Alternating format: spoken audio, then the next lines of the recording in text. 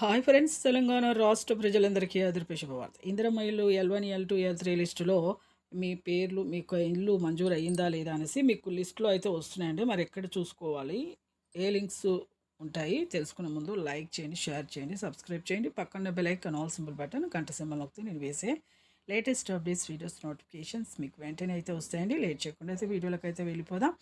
ఇందులో మా ఇల్లు అయితే L1, L2, L3 లిస్టులో 3 లిస్టుల్లో మీకు మంజూరు చేస్తున్నారండి. L1 లిస్టులో ఎలాంటి అర్హతలు ఉండాలంటే స్థలం ఉండి ఇల్లు లేని వారికి మాత్రమే ఈ యొక్క అర్హత ఉందండి. ప్రతి ఒక్కరికి కూడా 5,00,000 రూపాయలైతే 4 విడతలుగా 1,75,000, 1,25,000, 1,00,000 రూపాయల వరకు అమౌంట్ అనేది వేస్తున్నారు.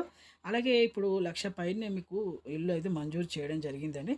అలాగే L1, L2 లిస్టులో కూడా మీకు ఇల్లు, స్థలము 2 లేని వారికి డబుల్ బెడ్రూమ్స్ అయితే ఏర్పాటు చేస్తున్నారు. ఇప్పుడు 1,00,000 పైన వీళ్ళకి కూడా దాటిందండి. మేడ్చల్, నిజామాబాద్, మల్లాపూర్, బాచారంలో కూడా ఇవ్వడం జరిగింది, మంజూరు చేస్తున్నారు.